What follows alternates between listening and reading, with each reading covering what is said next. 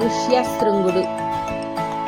పూర్వకాలంలో కశ్యప ప్రజాపతి కుమారుడైన విభాండకుడు అనే మహర్షి ఒకరోజు సంధ్యావందనం చేస్తూ తలపైకెత్తినప్పుడు ఆకాశ మార్గాన వెలుగుతున్న ఊర్వశి అని అప్సరస కనిపించింది. ఆమె అందానికి విభాండకుడు క్షణకాలం మోహితుడైనాడు. అతడి వీర్యాన్ని సరోవరంలో వదిలాడు. అప్పుడు అక్కడ నీరు త్రాగుతున్న ఆడజింక దానిని మింగివేసింది. అప్పుడు ఆ జింక గర్భం ధరించి ఒక బాలుడికి జన్మనిచ్చింది. ఆ బాలుడికి కొమ్ములు ఉండడం వల్ల అతని తండ్రి విభాండకుడు ఋష్యశృంగుడు అని పేరు పెట్టాడు. తరువాత విభాండకుడు ఋష్యశృంగునికి సకల విద్యలు, వేదాలు, వేదాంగాలు, యజ్ఞ యాగాది క్రతువులు మొదలైన విద్యలు నేర్పాడు. ఋష్యశృంగునికి తండ్రియే గురువు.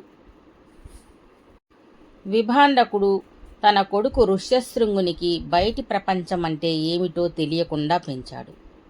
ఋష్యశృంగుడికి అడవి, తండ్రి తప్ప ఏ విషయాలు తెలియవు. విద్యలన్నీ నేర్చుకుని వెలుగుతున్న సూర్యునిలా ప్రకాశిస్తూ ఉన్నాడు. ఇది ఇలా ఉండగా అంగరాజ్యాన్ని రోమపాదుడు అనే మహారాజు పరిపాలిస్తూ ఉన్నాడు. ఆయన ధర్మము తప్పి ప్రవర్తించడం వల్ల అంగరాజ్యంలో వర్షాలు పడలేదు. వర్షాలు లేకపోవడం వల్ల పంటలు లేక, త్రాగునీరు లేక ప్రజలు, పశుపక్షాదులు కరువు బారిన పడి నరకమును అనుభవిస్తూ ఉన్నారు. అప్పుడు రోమపాదుడు ఈ బాధలు చూడలేక ఏమి చెయ్యాలి అని తన మంత్రులను పిలిచి అడిగాడు. అప్పుడు మంత్రులు, ఓ మహారాజా, నీవు చాలా గర్వం కలవాడివని, నీ దేశంలోని బ్రాహ్మణులు నిన్ను విడిచివేశారు, అందువల్ల దేవతలు కూడా నిన్ను వదిలివేశారు. అందుకే ఈ కరువు వచ్చింది. దీనికి ఒక మార్గం ఉంది. విభాండక మహర్షి కుమారుడు ఋష్యశృంగుడు అనే మహాముని ఎక్కడ ఉంటే అక్కడ వానలు పడతాయి. దేవేంద్రుడు ఋష్యశృంగునికి ఆ వరం ఇచ్చాడు. అందువల్ల ఎలాగైనా ఆ ఋష్యశృంగుడిని ఈ నగరానికి తీసుకుని రాగలిగితే ఈ కరువు పోయి ప్రజలు సుఖశాంతులతో ఉంటారు. కానీ ఋష్యశృంగుడు ఆ అడవి దాటి ఎక్కడకు వెళ్ళడు. అతని తండ్రి అతనికి బయటి ప్రపంచం తెలియకుండా పెంచాడు అని చెప్పారు. అప్పుడు మంత్రులతో కలిసి ఆలోచించి ఒక నిర్ణయం చేశారు. అదేమిటంటే, ఋష్యశృంగుడిని తీసుకురావాలంటే స్త్రీలు వెళ్ళాలి. అందువల్ల వారి రాజ్యంలోని చతురులైన వేశ్యా సుందరీమణులను పిలిపించి వారితో, మీరు ఎలాగైనా తెలివిగా ప్రవర్తించి ఆ ఋష్యశృంగుడిని మీతో పాటు ఈ రంగరాజ్యానికి తీసుకుని రమ్మని పంపారు. అప్పుడు ఆ వేశ్యాంగనులు వారితో పాటు మంచి రుచిగల ఆహార పదార్థాలను, సువాసనలు వెదజల్లే వివిధ పుష్పాలను, సుగంధ ద్రవ్యాలను, సుగంధ లేపనాలను తీసుకుని ఒక నావను ఆశ్రమంలా అలంకరించి అందరూ అందులో ఎక్కి ఋష్యశృంగుడు ఉంటున్న కొండ ప్రాంతానికి వచ్చారు. విభాండకుడు లేని సమయంలో కొండపైకి వెళ్ళాలి అని అనుకున్నారు. విభాండకుడు తన కుమారుడితో, అగ్నిని వెలిగించి ఉంచు, అడవికి వెళ్ళి పండ్లు మొదలైనవి తెస్తాను అని వెళ్ళాడు. విభాండకుడు వెళ్ళిపోగానే ఈ వేశ్యలు కొండపైకి వెళదాం అని అనుకున్నారు. అప్పుడు కొండపై నుంచి రాళ్ళు దొర్లి వచ్చాయి. అప్పుడు వారు భయపడి ఋష్యశృంగుని ఎలాగైనా బయటికి రప్పించడానికి సంగీత పరికరాలను వాయిస్తూ మధుర గానాలు చేస్తూ నృత్యం చేయసాగారు. ఈ ధ్వనులు విని ఋష్యశృంగుడు కొండ దిగి వచ్చి ఏమిటా అని చూసి వీరిని చూసి ఆశ్చర్యపోయాడు. ఋష్యశృంగునికి స్త్రీలు ఉంటారని తెలియదు.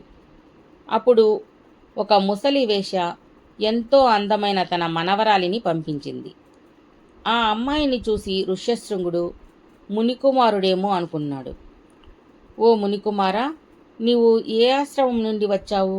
నేను ఇంతకుముందు నీలాంటి మునిపుత్రులను ఎప్పుడూ చూడలేదు అని చెప్పి ఆమెకు కృష్ణజింక చర్మంతో చేసిన దర్భాసనం పరిచి కూర్చోమన్నాడు.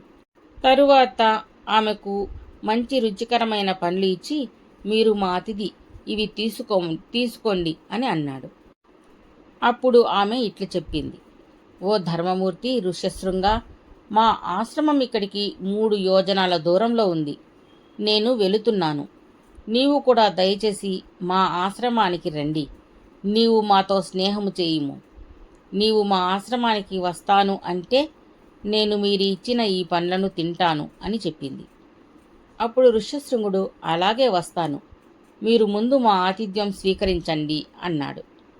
తరువాత ఆ వేశ్యపుత్రిక ఋష్యశృంగునికి దివ్య సుగంధమాలలు, శరీరానికి పూసుకునే లేపనాలు, మంచి దుస్తులు, రుచికరమైన పిండి వంటలు, పండ్ల రసాలు మొదలైనవి ఇచ్చింది.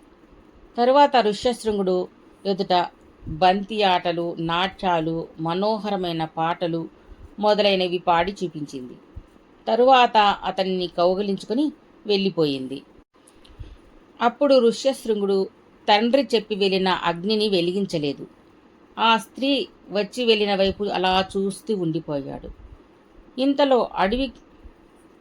అడవిలో కావలసినవి తీసుకుని విభాండకుడు వచ్చి కుమారుడిని చూసి, అగ్నిని వెలిగించకుండా పరాకుగా ఉన్నావు ఎందుకు అని అడిగాడు. అప్పుడు ఋష్యశృంగుడు, తండ్రి, ఈరోజు ఒక బ్రహ్మచారి వచ్చి వెళ్ళాడు. ఎంతో అందముగా ఉన్నాడు. అతడు మనలా కాకుండా అందముగా మెత్తగా జాలువారుతున్న వస్త్రాలు ధరించాడు. ఎంతో మధురమైన కంఠము. నేను ఇచ్చిన పండ్ల కన్నా ఎంతో మధురమైన పండ్లను ఇచ్చాడు. నా పైన సువాసనలు వెదజల్లే పూలు చల్లాడు. ఆ పూలు అడవిలో ఎప్పుడూ చూడలేదు. వెళుతూ వెళుతూ నన్ను కౌగలించుకుని వెళ్ళాడు నాన్న. నాకు ఆ ఋషికుమారుడితో కలిసి అతడి ఆశ్రమంలో తపస్సు చేయాలని ఉంది అన్నాడు. ఆ మాటలకు విభాండకుడు ఆశ్చర్యపడి, ఋషులు తపస్సు చెడగొట్టడానికి రాక్షసులు అనేక రూపాలలో తిరుగుతూ ఉంటారు. అటువంటి వారు ఇచ్చే పానీయాలు తీసుకోరాదు. సువాసనలు వెదజల్లే పుష్పములు మునులు ఉపయోగించరు. జాగ్రత్త, కొత్తవారిని ఎవరినీ కలవకు అని చెప్పి తిరిగి అడవిలో పని మీద వెళ్ళాడు. వెంటనే ఋష్యశృంగుడు వేశ్యల నావ వద్ద ఆశ్రమానికి వచ్చాడు. అప్పుడు వారు, నీవును మా ఆశ్రమానికి రమ్మని అతన్ని నావలో ఎక్కించుకుని అతనికి సంతోషం కలగజేస్తూ అంగదేశం తీసుకుని వచ్చారు. తరువాత రోమపద మహారాజు ఋష్యశృంగునికి ప్రణామాలు చేసి ఎంతో గౌరవంగా రాజాశ్రయం అనే తోటలో ఉన్న భవంతిలో ఉంచారు. ఋష్యశృంగుడు ఆ రాజ్యంలోకి అడుగు పెట్టగానే అంగరాజ్యం నలుదిక్కుల నుండి కారుమబ్బులు దట్టముగా వ్యాపించి ప్రజలందరూ సంతోషంగా నృత్యగానాలు చేస్తుండగా అందరికీ ఆనందం కలగజేస్తూ పెద్ద పెద్ద దారులుగా వర్షం పడింది.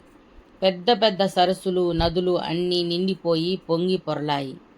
ఈ విధంగా ఋష్యశృంగుని రాక వల్ల అంగరాజ్యం అనావృష్టి తీరిపోయింది. రోమపాద మహారాజు కూడా ఎంతో సంతోషించాడు. తర్వాత తన కూతురు లావణ్యరాశి అయిన శాంతను ఋష్యశృంగునికి ఇచ్చి పెళ్లి చేశాడు. తర్వాత ధననిధులు, ఆభరణాలు, దాసీజనాలు, బంగారు శయ్యలు, ఆసనాలు మొదలైనవి ఋష్యశృంగునికి ఇచ్చాడు. రోమపాదుడు ఋష్యశృంగునికి వేల కొద్దీ ఆవులను ఇచ్చాడు. ఎక్కడ చూసినా గొల్లపల్లెలే. ఇది ఇలా ఉండగా అడవిలో ఆశ్రమంలో కొడుకు కనిపించకపోవడంతో, అయ్యో నా కొడుకు అమాయకుడు, ఏమయ్యాడో అని కొడుకుని వెతుకుతూ దేశాలు తిరుగుతూ చివరకు అంగదేశం వచ్చాడు విభాండకుడు. అక్కడ ఎక్కడ చూసినా ఆవుల మందలు, పశు సంపదను చూసి గోపాలకులను పిలిపించి, ఇవి ఎవరి ఆవులు అని అడిగాడు. వారు, ఓ విభాండక మహర్షి, ఇవి మీ కుమారుడు ఋష్యశృంగునివి. ఇట్లాంటి ఆవుల మందలు మీ కుమారుడికి చాలా ఉన్నాయి అని చెప్పారు. తర్వాత విభాండకుడు రాజధాని చేరుకుని కోటకు వెళ్ళాడు. అక్కడ ఋష్యశృంగుడు శాంతతో ఎంతో సంతోషంగా ఉండడం చూసి ఆనందించాడు. ఇంతలో రోమపాదుడు వచ్చి మహర్షికి వందనాలు చేసి జరిగిన దానికి క్షమించమని చెప్పాడు. అప్పుడు విభాండకుడు సంతోషించాడు. తర్వాత కొడుకుని, కోడలిని తీసుకుని ఆశ్రమానికి వెళ్ళాడు.